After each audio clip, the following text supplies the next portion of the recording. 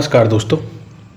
एक ऐसा समय जब इंसान को इंसान नहीं समझा जाता था, जब जाति के नाम पर अधिकार छीने जाते थे, जब शोषण, अत्याचार और क्रूरतियाँ समाज की पहचान बन चुकी थी, जब महिलाओं की आवाज़ दबा दी जाती थी, जब शिक्षा सिर्फ कुछ लोगों तक ही सीमित थी, ऊपर से अंग्रेज़ों का शासन था और बहुजन समाज को अंधेरे में रखा गया था, तब एक आवाज़ उठी, एक उजाला हुआ, एक ऐसे विचार उठा जिसने इस अन्याय और कुरीतियों को चुनौती दी, इस व्यवस्था को चुनौती दी। वो आवाज़ थी डॉक्टर भीमराव रामजी अंबेडकर, जिसने कहा शिक्षा ही सबसे बड़ा हथियार है जो तुम्हारी तकदीर बदल सकता है। समानता ही असली धर्म है और इंसानियत ही सबसे बड़ी पहचान।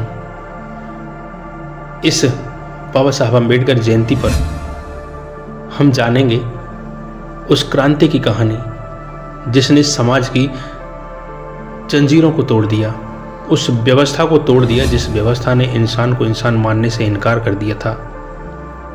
तो चलिए आज हम उनके जन्म दिवस के उपलक्ष्य में आपको उनकी जीवनी की गाथा सुनाते हैं, जो कि जानना बेहद ज़रूरी है, क्योंकि जब तक आप उनकी गाथा को नहीं जानेंगे, मानेंगे नहीं, तब तक आपको कैसे मालूम होगा कि आपके लिए अधिकारों की व्यवस्था किन हालातों में बाबा साहब अम्बेडकर ने की थी।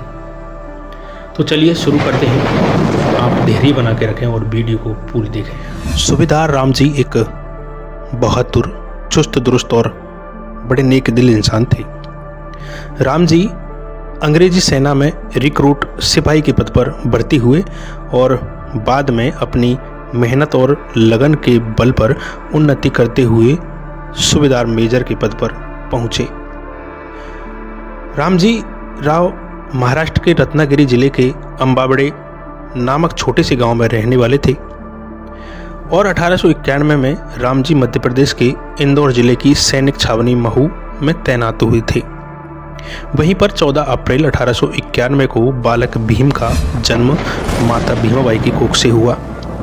25 वर्ष की सेवा के बाद 1894 में सूबेदार रामजी राव सेवा से रिटायर होकर सपरिवार बम्बई में आकर रहने लगे। बालक भीम लगभग 5 वर्ष के थे, तभी उनकी बीमारी के कारण माता भीमाबाई का देहांत हो गया। कम समय में ही बालक भीम को माता का दुलार प्यार से वंचित होना पड़ा। बालक भीम अपनी माता की मृत्यु पर कई दिनों तक रोते रहे, काफ़ी दुख रहा था उनको। दोस्तों, बालक भीम जब 5 साल के थे तो पिता सूबेदार राव जी उन्हें एक ब्राह्मण प्रिंसिपल के स्कूल में ले जाकर भर्ती कराना चाहा उनको। प्रिंसिपल साहब काफ़ी तगड़े, गोल मटोल, सुंदर बालक को देखकर खुश तो हो गए। उन्होंने प्रवेश पत्र भरना शुरू किया एडमिशन के लिए। जब भीमराव की जाति का पता चला ना, तो प्रिंसिपल ने गुस्से से प्रवेश पत्र के टुकड़े टुकड़े कर दिए और चपरासी को बुलाकर आदेश दिया कि इस नीच कमीने को धक्के देकर बाहर निकाल दो। इसकी हिम्मत कैसे हुई यहाँ तक आने की। दोस्तों, ऐसा मंजर अगर किसी आम आदमी के सामने हुआ होता, यानी इवन आज भी अगर ऐसा मंजर हो जाए, तो दोस्तों उस समय सोचो उनके पिताजी के साथ कैसा उनको फील हुआ होगा उस समय। आहत पिता क्या जवाब देते, दुखी पिता क्या जवाब देते। बेइज्जती, वो भी जाति के कारण। केवल दुखी होकर मन महसूस कर रह गए। लेकिन रामजी राव बालक भीम को पढ़ाने के लिए कठोर निश्चय कर चुके थे। वे बालक भीम को एक अंग्रेज के स्कूल में दाखिला दिलाने के लिए गए। जब अंग्रेज शासन यहाँ पर था, यहाँ उनको दाखिला तो मिला, परंतु उन पर 5 शर्तें लगाई गई। दोस्तों, इन शर्तों को जानकर आपके रोंगटे खड़े हो जाने चाहिए। आपको किस तरह बाबा साहब ने अधिकार दिलाए, किस तरह उन्होंने बचपन से ही जातिगत भेदभाव सहा। दोस्तों, फर्स्ट शर्त लगाई गई उस स्कूल में, अंग्रेजों के स्कूल में। बिछाने के लिए भीमराव अपने घर से टाट पट्टी लेकर आएगा, जबकि बाकी बालकों को टाट, जो दरी होती है बोरी की, वो स्कूल से ही मिलती थी। दूसरी शर्त थी दोस्तों, भीमराव दूसरे बालकों से लगभग 10 फीट की दूरी पर बैठेगा, जैसे कि बालक में से स्मेल आती हो, जैसे कि किसी का छू जाए तो अशुद्ध हो जाए, उसकी ज़िंदगी बर्बाद हो जाए। तीसरी शर्त थी, ब्लैक बोर्ड के निकट नहीं जाएगा। दोस्तों, वह मटकों में से खुद अपने हाथ से पानी निकाल कर नहीं पिएगा, यह चौथी शर्त थी। कोई सवर्ण बालक ही मटके से पानी निकालकर भीमराव को पिलाएगा, तभी वह पिएगा, अन्यथा हाथ तक नहीं लगाएगा, चाहे पूरे दिन प्यासा ही क्यों न मर जाए। भीमराव बाकी बालकों के साथ खेलेगा भी नहीं, ये 5वीं शर्त थी। ये 5 शर्त बालक के जीवन की एक बेड़ी के रूप में है, क्योंकि बालक खेलेगा, कूदेगा, बच्चों के साथ उठेगा बैठेगा, तभी तो बालक होगा। और वही उसका बचपना छीन लिया स्कूल के द्वारा। उन दिनों महाराष्ट्र में छुआछूत बहुत जोर शोर पर था। बालक भीम को स्कूल में सभी छात्रों से दूर बैठना पड़ता था और बैठने के लिए टाँट भी अपने घर से लाना पड़ता था। सूबेदार राव जी सेना में क्रिकेट के अच्छे खिलाड़ी रह चुके थे। भीम को भी क्रिकेट खेलने का शौक था, लेकिन अध्यापक ने उन्हें अन्य छात्रों के साथ खेलने की आज्ञा नहीं थी।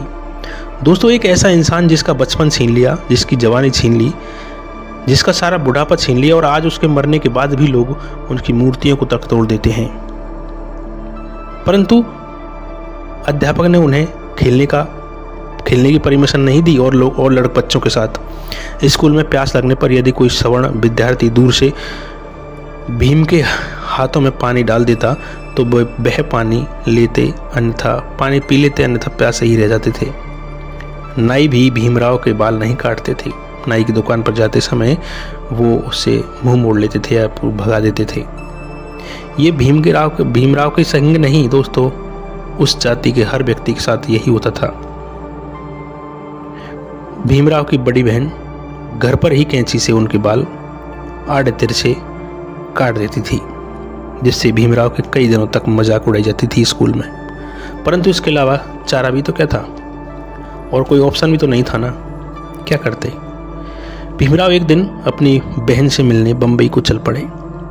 रास्ते में थकान हुई, सड़क के किनारे बनी एक चाय की दुकान में चले गए और बेंच पर बैठकर चाय का ऑर्डर दिया।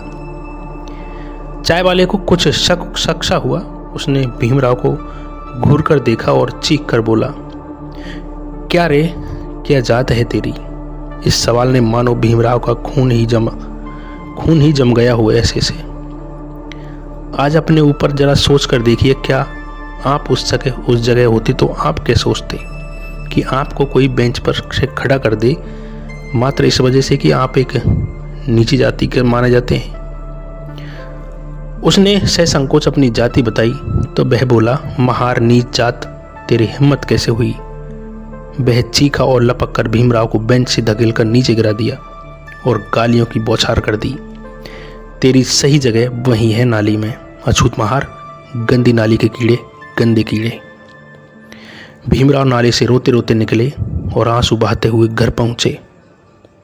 दोस्तों, इतना कुछ शोषण सहा उन्होंने, तभी तो उनके अंदर दिमाग में इतना भयंकर वो भर गया कि आज कभी न कभी तो इंसान को बराबरी का हक दिलाकर ही मानेंगे, और वो दिला भी दिया।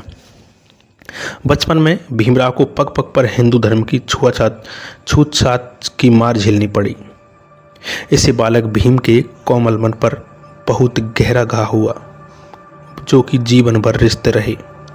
इसी कारण बाबा साहब हिंदू धर्म से घोरतम घृणा करने लगे। उन्होंने घोषणा की कि मैं हिंदू धर्म में पैदा तो हुआ हूँ, ये मेरे बस की बात तो नहीं, परंतु मैं हिंदू धर्म में मरूंगा नहीं, ये मेरे बस की बात है, क्योंकि यही वह धर्म है जो आदमी में असमानता का भाव पैदा करता है। वही जैसे शहर में पेंशन के 50 रुपये से घर चलाना सूबेदार राम जी के लिए बम्बई जैसे शहर में बहुत कठिन काम था उस समय, 50 रुपये से पूरा घर चलाना। उन्होंने सतारा के निकट गोरे गांव में एक प्राइवेट नौकरी कर ली और वहीं वो रहने लगे। दोस्तों, एक दिन भीमराव अपने बड़े भाई आनंद राव और एक छोटे भांजे के साथ गोरे गांव की ओर रवाना हुए।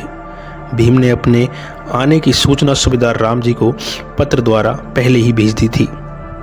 पर किसी वजह से वह पत्र सूबेदार जी को न मिल सका। जब बच्चे मैसूर रेलवे स्टेशन पर रेलगाड़ी से उतरे तो अपने किसी भी व्यक्ति को रेलवे स्टेशन पर न देखकर चिंतित हो गए। अगर वो लेटर उनके पिताजी को मिल जाता तो स्टेशन पर उनको लेने के लिए आ गए होते। दोस्तों, गोरेगांव तो जाना ही था। 3 बालक, शाम का वक्त और अनजान नगर, जिस पर बैलगाड़ी में तांगे वालों ने उन्हें अछूत महार जाति का होने के कारण अपनी गाड़ी में बिठाने से मना कर दिया। लास्ट में एक गाड़ीवान ने दोगुने किराए की लालच में आकर इस शर्त के साथ तैयार हुआ उनको बिठाने के लिए कि स्वयं उनके साथ नहीं बैठेगा, वह पैदल ही चलेगा और बच्चों को स्वयं ही गाड़ी चलानी पड़ेगी। आनंद राव ने गाड़ी चलाई, यानी बाबा साहब के बड़े भाई ने, और शाम से लेकर आधी रात तक भूखे प्यासे ही बच्चे बैलगाड़ी में यात्रा करते रहे। जब भी इन बच्चों ने पानी मांगा तो सवर्ण हिंदुओं ने गंदे पानी की जोड़ की ओर संकेत कर दिया, जैसे कि उनके माथे पर लिखा हो कि ये किस जाति के हैं। इस दिन भीम ने जाना कि वह ऐसी जाति से संबंध रखते हैं जिसे साफ पानी पीने का अधिकार तक नहीं। भीमराव स्कूल में तो अपमान सह ही रहे थे, पर इस घटना ने भीमराव का दिल तोड़ दिया। उन्हें भली प्रकार पता लग गया कि अछूत लाखों की संख्या में किस प्रकार पशु के समान जीवन गुजार रहे हैं। संभवतः बचपन में जो दुर्व्यवहार इनके साथ हुआ, उसी के परिणाम स्वरूप भीमराव का मन हिंदू धर्म के प्रति कड़वाहट से भर गया, क्योंकि हिंदू धर्म में मनुष्य का मूल्य उसके जन्म और जात से ही आंका जाता है। हाई स्कूल में भी भीमराव से दुर्व्यवहार किया गया। ऊंची जाति के विद्यार्थी अपने रोटियों वाले डिब्बे ब्लैक बोर्ड के पीछे रखते थे। एक दिन अध्यापक ने भीमराव को बोर्ड पर लिखने के लिए बुलाया। भीमराव अभी बोर्ड की ओर चला ही था कि कुछ विद्यार्थियों ने जोर से आवाज लगाई, ठहर जाओ, हमें रोटियों के डिब्बे उठा लेने दो। जब तक विद्यार्थियों ने रोटियों के डिब्बे नहीं उठा लिए, उन्हें बोर्ड पर नहीं जाने दिया गया। सभी कठिनाइयां सहते हुए डॉक्टर अंबेडकर भीमराव खूब मन लगाकर पढ़ते थे। एक दिन एक ब्राह्मण अध्यापक ने भीमराव को चिढ़कर कहा, अरे तू तो महार है, तू पढ़कर क्या करेगा। भीमराव यह अपमान सहन न कर सका और वह बब्बर शेर की तरह अध्यापक गरज पड़ा, सर पढ़ लिख कर मैं क्या करूँगा यह पूछना आपका काम नहीं। यदि आपने फिर अब कभी मेरी जाति का नाम लेकर मुझे चिढ़ाया तो इसका परिणाम अच्छा नहीं होगा। भीमराव बचपन से ही स्वाभिमानी और निर्भीक जो थे। अगर आज के समय में कोई कह दे स्कूल में कोई अध्यापक किसी बच्चे से, तो उस अध्यापक की तो नौकरी जाएगी ही, लेकिन उसको जेल भी जाना पड़ेगा और स्कूल की मान्यता भी रद्द हो सकती है। बाबा साहब ने इतना कुछ कर दिया आपके लिए। भीमराव को हाई स्कूल में एक और चोट लगी जिसे वे जीवन भर पर नहीं भुला सके। भीमराव संस्कृत पढ़ना चाहते थे, परंतु स्कूल के अध्यापकों ने उनकी जाति के कारण संस्कृत विषय पढ़ने की अनुमति नहीं दी। दोस्तों, मजबूर होकर भीमराव को फारसी पढ़नी पड़ी। बाद में बाबा साहब अम्बेडकर ने अपने प्रयत्न और परिश्रम से संस्कृत भाषा पढ़ी और वे संस्कृत के अच्छे विद्वान भी बने।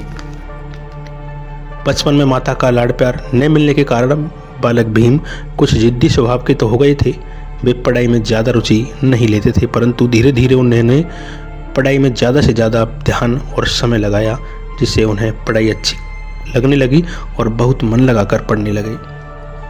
स्कूल की पुस्तकों के अलावा भीमराव को दूसरी पुस्तकें पढ़ने का शौक भी था। उनके इसी शौक ने उन्हें भावी जीवन में एक महान विद्वान बनाया। रामजी राव को पेंशन के कुल 50 रुपये मिलते थे। उनकी आर्थिक स्थिति बहुत अच्छी नहीं थी, लेकिन फिर भी वह भीमराव को पुस्तकें खरीद कर ला कर देते थे और चेहरे पर कोई शिकन भी नहीं लाते, ताकि बालक भीमराव के बालक मन पर पिता की परेशानियों का भार न पड़े। आर्थिक दुर्बलता के कारण वह कई बार अपने गहने बेच देते थे, सामान गिरवी रख देते थे और ब्याज पर भी रुपए उधार लेते, परंतु भीमराव को पुस्तकें अवश्य खरीद कर लाते थे। कई बार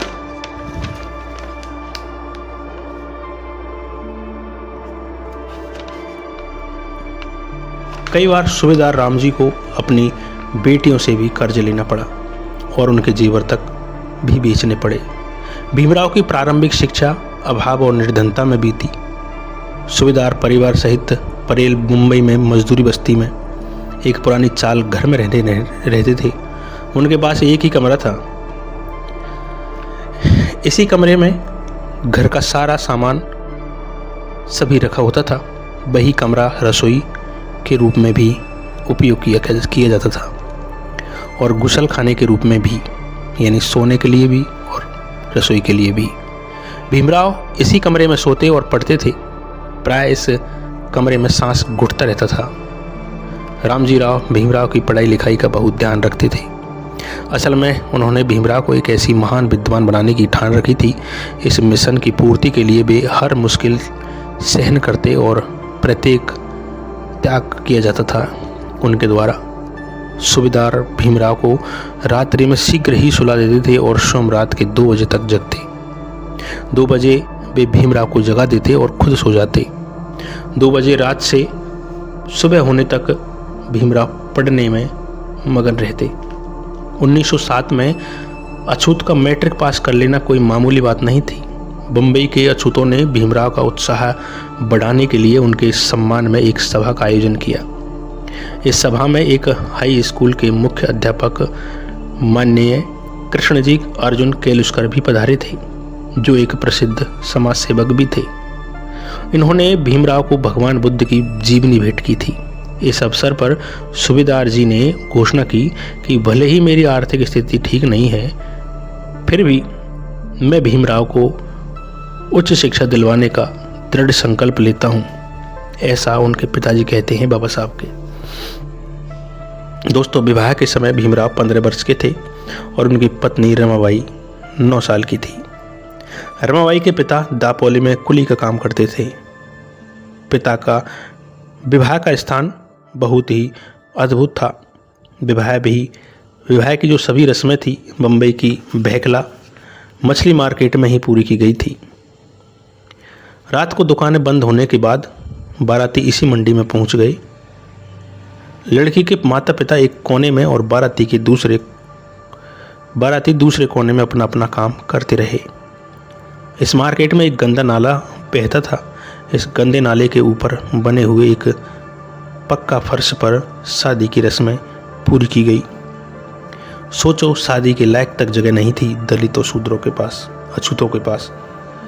जिनको किन लोगों ने अछूत बनाया, किन लोगों ने दलित शूद्र बनाया, वो आप भली भांति जानते हैं, क्योंकि ये किसी ईश्वर की कलाकृति तो नहीं हो सकती। दुकानें खुलने से पहले ही शादी समाप्त कर ली गई थी। यह एक ऐतिहासिक विवाह था दोस्तों। 4 अप्रैल 1906 को शादी हुई थी, यानी अभी इसी महीने में 4 अप्रैल को बाबा साहब का एनिवर्सरी गई है। दोस्तों, भीमराव बम्बई के एल्फिस्टन कॉलेज में दाखिल हो गए। एक अछूत का कॉलेज में दाखिल होना उस समय एक अनोखी बात थी। सूबेदार राव जी की आर्थिक स्थिति बहुत खराब हो चुकी थी। उनमें भीमराव को उच्च शिक्षा दिलवाने की हैसियत तो नहीं थी। ऐसा लगता था कि अब सूर्य को चमकने का अवसर नहीं मिलेगा। ऐसे में मास्टर कृष्ण जी अर्जुन केलुस्कर को एक सच्चे सहायक के तौर पर सामने आए। उनकी बड़ौदा रियासत के महाराजा सयाजी गायकवाड़ से अच्छी जान पहचान थी। महाराजा बड़ौदा ने परिश्रम व योग्य छात्रों को आर्थिक सहायता की घोषणा कर रखी थी। माननीय केलुस्कर जी भीमराव को महाराजा सयाजी गायकवाड़ के पास ले गए। महाराज ने भीमराव से कुछ प्रश्न पूछे, जिनका उन्होंने उचित उत्तर दिया। अतः महाराजा गायकवाड़ ने भीमराव की उच्च शिक्षा के लिए 25 रुपये मासिक छात्रवृत्ति स्वीकृत कर दी। छुआछूत के अभिशाप से कॉलेज में भी उनका पीछा न छोड़ा। छुआछूत ने कॉलेज के होटल का मालिक एक ब्राह्मण था, इसलिए भीमराव को होटल में चाय तो क्या पानी भी नहीं दिया जाता था। परंतु अपनी दृढ़ इच्छा शक्ति के बल पर भीमराव हिंदू धर्म की रूढ़िवादिता की ओर से किए गए अपमान और निरुत्साह का मुकाबला करते हुए विद्या की पर्वत घाटियां लांघते हुए 1912 में उन्होंने फारसी और अंग्रेजी दोनों विषयों के एक साथ बम्बई यूनिवर्सिटी में बीए परीक्षा पास कर ली। वे ग्रेजुएट बनने वाले पहले महार थे। दोस्तों, पहले महार जिन्होंने ग्रेजुएट पास की थी पूरे भारत में, पहले अछूत सूबेदार रामजी बूढ़े हो चुके थे और बीमार रहते थे। घर की आर्थिक स्थिति बहुत खराब थी, पर सूबेदार रामजी भीमराव से अभी और भी आगे पढ़ाई जारी रखने के लिए कहते रहे। वह भीमराव की पढ़ाई के लिए किसी भी तरह धन जुटाने का दृढ़ निश्चय किए हुए थे, पर भीमराव अपने बूढ़े और बीमार पिता पर और अधिक भार नहीं डालना चाहते थे। 1913 में भीमराव पिता की इच्छा के विरुद्ध बड़ौदा स्टेट में फोर्स में लेफ्टिनेंट भर्ती हो गए। अभी भीमराव अंबेडकर को भर्ती हुए लगभग 15 दिन ही बीते थे कि उन्होंने बम्बई से सूबेदार रामजी के सख्त बीमार होने का लेटर मिला। उन्हें नौकरी छोड़कर बड़ौदा से तुरंत बम्बई आना पड़ा। अंबेडकर घर पहुंचे तो सूबेदार जी की हालत बहुत चिंताजनक हो चुकी थी। बीमारी काफ़ी बाहर हो चुकी थी काबू से। अंबेडकर नम आँखों से अपने उस पिता की ओर देखते रहे जिसने उन्हें पढ़ाने के लिए सारा जीवन का कर्जा लेकर और न जाने क्या क्या दुख सहन किए। दोस्तों, 2 फरवरी 1913 को सूबेदार राम जी ने अपने विशेष प्रयत्नों के द्वारा डॉक्टर भीमराव अंबेडकर नामक एक उदयमान सूरज भारत को सौंपकर सदा के लिए सो गए। 2 फरवरी को उनका देहांत हो गया और आगे चलकर लताड़े हुए व बेसहारा लोगों का सहारा, करोड़ों गुलामों का मसीहा और मुक्तिदाता सिद्ध हुआ बाबा साहेब अम्बेडकर। एक बच्चे के सिर से माता का हाथ उठ गया और बीए करते करते उनके पिता का हाथ उठ गया। कितना दुख हुआ होगा उस समय बाबा साहब अम्बेडकर को। पिता का साया सिर से उठ जाने के बाद अब भीमराव को अपनी उन्नति खुद ही करनी थी। परिवार के भरण पोषण का दायित्व भी भीमराव के कंधे पर आ गया था। इधर उच्च शिक्षा की धुन सिर पर सवार थी। बड़ी विकट परिस्थिति थी, पर जहाँ चाहा है वहाँ रहा है। जीवन में उन्नति करने का एक अन्य स्वर्णिम अवसर आया। बड़ौदा रियासत के महाराजा ने कुछ इंटेलिजेंट स्टूडेंट्स को उच्च शिक्षा प्राप्त करने के लिए विदेश अमेरिका भेजने का विचार बनाया। भीमराव ने इसके लिए आवेदन किया। महाराजा बड़ौदा ने 4 लड़कों का चयन किया, जिनमें से एक भीमराव अंबेडकर भी थे। अमेरिका में शिक्षा प्राप्त करने के बदले में उन्हें एक प्रतिज्ञा पत्र पर हस्ताक्षर करने पड़े, जिसमें यह वचन था कि शिक्षा प्राप्ति के बाद डॉक्टर अंबेडकर 10 साल तक बड़ौदा रियासत की सेवा करेंगे। जुलाई 1913 के तीसरे सप्ताह में doctor Ambedkar New York, America, London, Columbia University में दाखिला ले लेते हैं। उस समय एक अछूत के लिए विदेश जाकर पढ़ना कल्पना से बाहर था। एक अछूत महार युवक संसार के सबसे धनी देश में पढ़ाई के लिए जा पहुंचा। अंबेडकर भारत के संकीर्ण, ईर्ष्यालु और घृणित माहौल में से गए थे। भारत में स्कूल, कॉलेज और समाज प्रत्येक स्थान पर हिंदुओं द्वारा उनका अपमान किया गया था, परंतु अमेरिका का वातावरण बड़ा उदार था, प्रेमपूर्ण और समानता पर आधारित था। वह प्रत्येक स्थान पर बैठ सकते थे, प्रत्येक स्थान पर खा पी सकते थे। कोई किसी की जाति नहीं पूछता था। किसी ने उन्हें दरवाजे के बाहर फर्श पर बैठकर खाना खाने के लिए नहीं कहा। किसी ने उन्हें अछूत महार कहकर नहीं पुकारा। पहल अंबेडकर को यह सपना सा लगा। उनके लिए अमेरिका एक नया संसार था। इतनी स्वतंत्रता के बाद उनके पास सिगरेट, शराब, सैर सपाटा और मौज मस्ती के लिए पैसे नहीं थे, न समय था। अंबेडकर हमेशा पढ़ाई में लगे रहते थे। वह तो केवल ऊंची से ऊंची शिक्षा पाना चाहते थे। वे दिन में 18 घंटे पढ़ाई करते थे। कभी कभी अंबेडकर पढ़ाई में इतने खो जाते थे कि उन्हें भोजन के लिए भी याद नहीं रहती। पढ़ाई में इतने लीन हो जाते कि उन्हें पुस्तकालय में बंद होने के समय की भी सुध नहीं रहती थी। लाइब्रेरियन उन्हें ढूंढ कर पुस्तकालय से बाहर जाने को कहते। भूख मिटाने के लिए वह कॉफ़ी का एक प्याला पीकर काम चला करते थे। डबल रोटी का एक आध पीस खाकर गुजारा कर लेते थे। अंबेडकर को महाराजा बड़ौदा की ओर से निश्चित ही दी गई छात्रवृत्ति में से प्रति माह घर पर भी कुछ रुपए भेजने पड़ते थे। इसलिए उन्हें बहुत संभल कर चलना पड़ता था, रहना पड़ता था। अमेरिका में उन्होंने पॉलिटिकल साइंस, नैतिक दर्शन शास्त्र, मानव विज्ञान, समाज विज्ञान और अर्थशास्त्र ये सभी विषय पढ़े। 2 वर्ष के तपस्या पूर्ण अनुसंधान के बाद अंबेडकर ने 1915 में प्राचीन भारतीय व्यापार नामक पुस्तक लिखकर MA की डिग्री प्राप्त कर ली। शोध कार्यों में घंटे घंटे लगाकर कड़ी मेहनत करके उन्होंने एक और शोध ग्रंथ भारत का राष्ट्रीय लाभांश नेशनल डिविडेंड ऑफ इंडिया पूरा किया। यह शोध ग्रंथ कोलंबिया यूनिवर्सिटी ने जून 1916 में स्वीकार कर लिया, जिसके आधार पर अम्बेडकर को डॉक्टर ऑफ फेलोसफी दर्शन शास्त्र और PhD की उपाधि प्रदान की। इस प्रकार भीमराव अंबेडकर डॉक्टर अंबेडकर बन गए। बाद में यही शोध ग्रंथ ब्रिटिश भारत में राजकीय पूंजी का विकास नाम से प्रकाशित हुआ।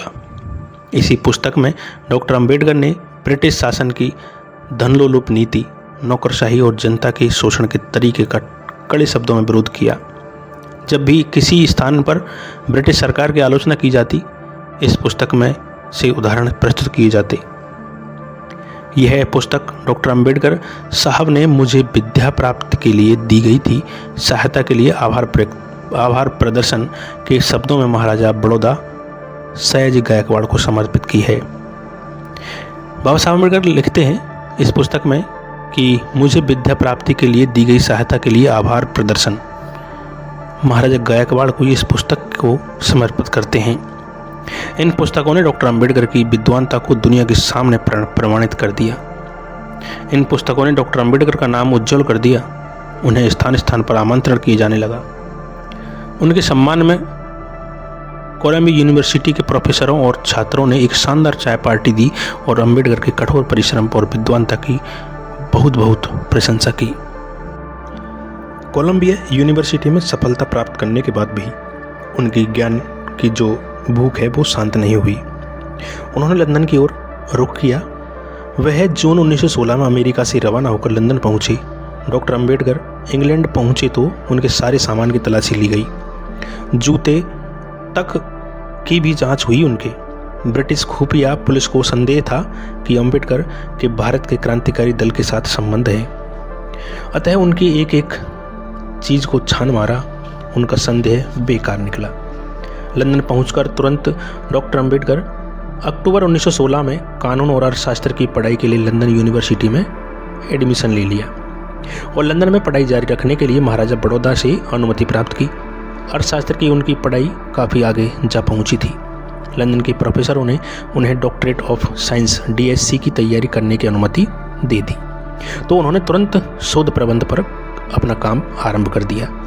बड़ौदा राज्य के अधिकारियों को यह बात चुभ रही थी कि एक अछूत महार का लड़का राज्य के खर्चे पर विदेशों में उच्च शिक्षा हासिल करता जा रहा है।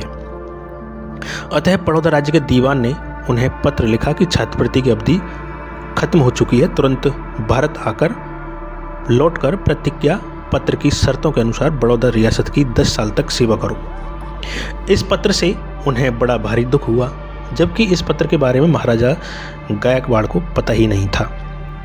अर्थशास्त्र की पढ़ाई शुरू किए कुछ महीने ही हुए थे, उनकी सभी योजनाएं धरी की धरी रह गई। समझ में नहीं आ रहा था कि क्या किया जाए। अंबेडकर ने पढ़ाई पूरी करने की ठान रखी थी, इसलिए उन्होंने प्रोफेसर एडविन कैनन की सहायता से लंदन यूनिवर्सिटी से यह अनुमति प्राप्त कर ली कि वह अक्टूबर 1921 तक वापस अध्ययन आरंभ कर सकते हैं, यानी पढ़ाई दोबारा से शुरू कर सकते हैं। अंबेडकर ने अपने सामान का, जिसमें अधिकतर पुस्तकें थी, बीमा करवाया और यह सामान messrs Thomas cook and company को बम्बई पहुंचाने को दे दिया और खुद केसरी नामक जहाज पर सवार होकर चल दिए। 21 अगस्त 1917 को बम्बई पहुँचे, जहाँ पर परंतु जो जहाज़ उनका सामान ला रहा था वो समुद्र में डूब गया।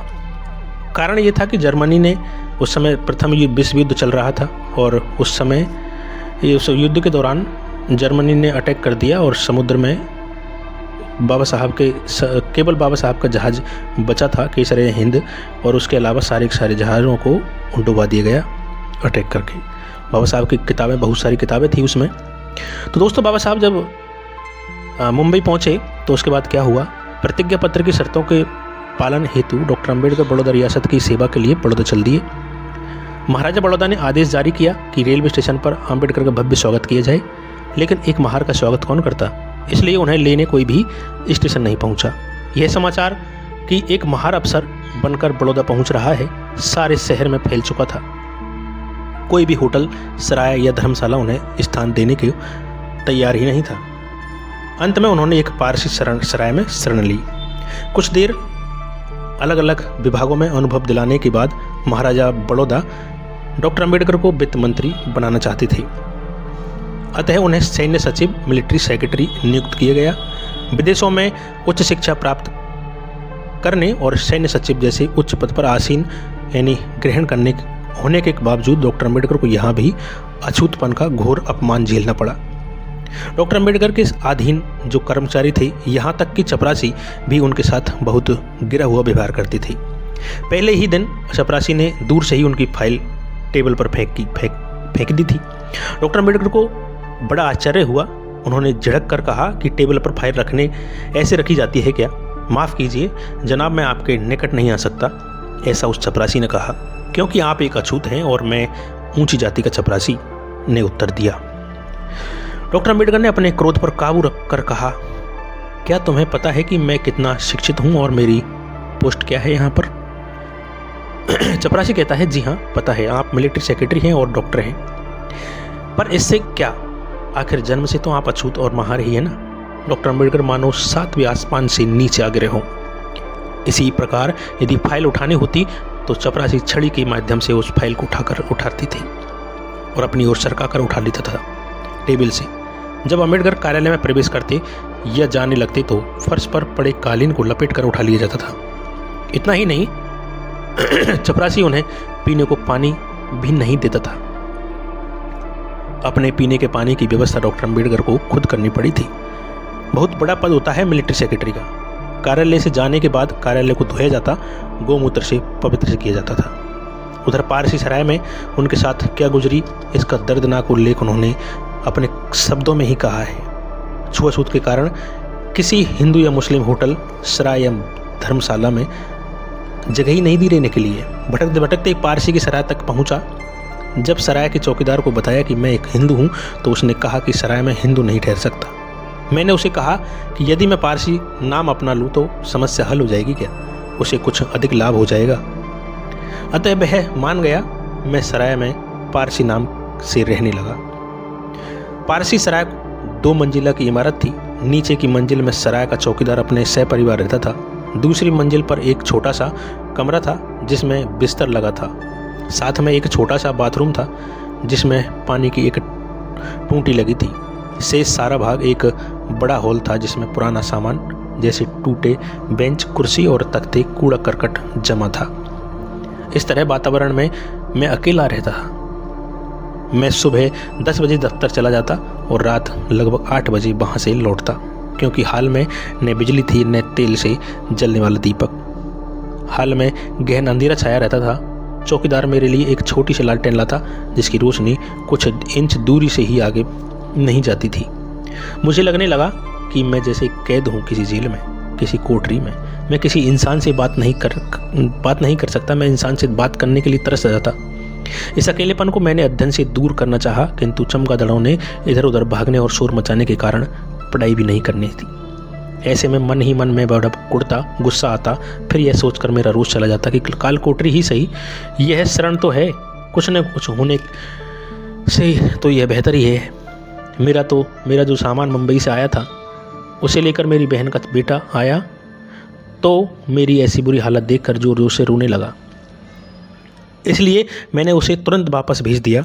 मैंने सरकारी बंगले के लिए निवेदन पत्र दिया, किंतु बड़ौदा रियासत के प्रधानमंत्री को जिस शीघ्रता से मेरे निवेदन पर विचार करना चाहिए था, नहीं किया। अतः शामत का दिन आ ही गया। पारसी सराय में मुझे ठहरे हुए 11 दिन ही हुए थे। मैं सुबह का नाश्ता कर चुका था और दफ्तर जाने वाला था। सीढ़ियों से जाने वाला ही था कि सीढ़ियों से कुछ लोगों के ऊपर चढ़ने की आवाज़ सुनाई दी। मैंने सोचा कुछ यात्री ठहरने के लिए आए होंगे, किंतु क्या देखता हूँ कि 1 दर्जन हट्टे कट्टे पारसी लाठियाँ डंडों के साथ मेरी तरफ आए। जल्द ही मैं समझ गया कि ये वे यात्री नहीं है। मेरे कमरे के इर्द गिर्द घेरा डाले उन्होंने प्रश्नों की बौछार कर दी। तुम कौन हो? यहाँ क्यों आए हो? तुमने पारसी नाम रखने की हिम्मत कैसे की? दुष्ट कहीं के, तुमने पारसी सराय को अपवित्र कर दिया। मैं मौन खड़ा रहा। क्या उत्तर देता?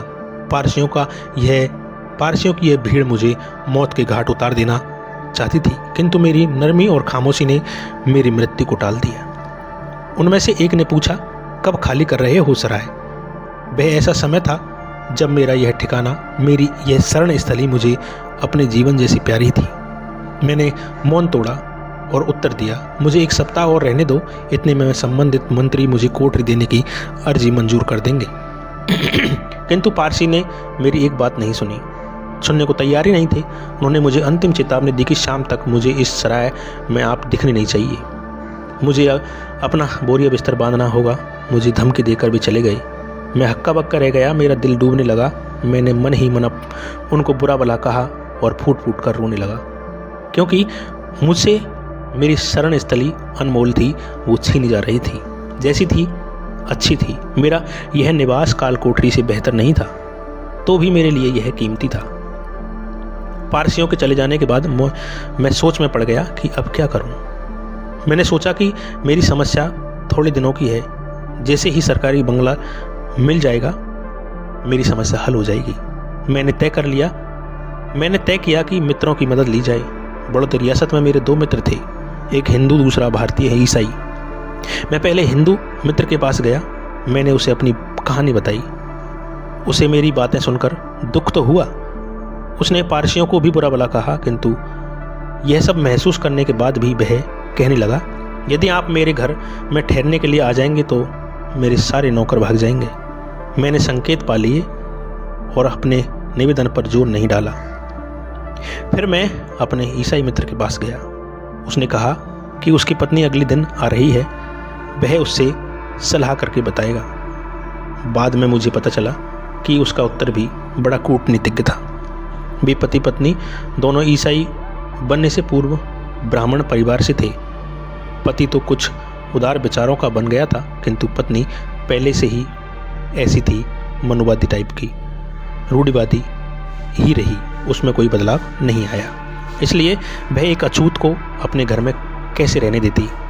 शाम 4 बजे मैंने अपने ईसाई मित्र का घर छोड़ दिया। मेरे सामने सवाल था, कहाँ जाऊँ?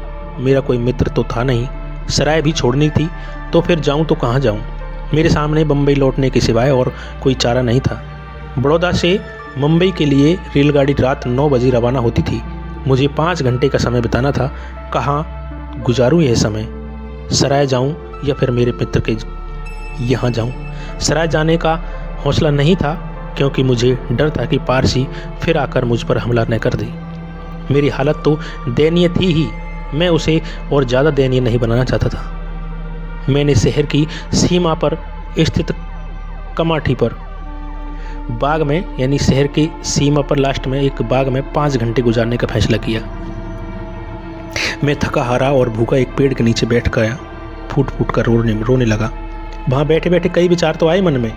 कभी मैं अपने माता पिता को कोई बात सोचता, जैसे प्राय कठिनाई के समय संतानें सोचा ही करती है। मेरे साथ यह क्या हुआ? इसी सोच में शाम के 8 बज गए। बाग से बाहर निकल कर मैंने तांगा किराए पर लिया और सराय पहुंचा। अपना सामान नीचे लाया। न तो चौकीदार और न ही मैं कोई शब्द बोल पाया किसी चौकीदार से। शायद उसने महसूस किया होगा कि उसी के कारण मेरे साथ ऐसा बुरा सलूक हुआ है।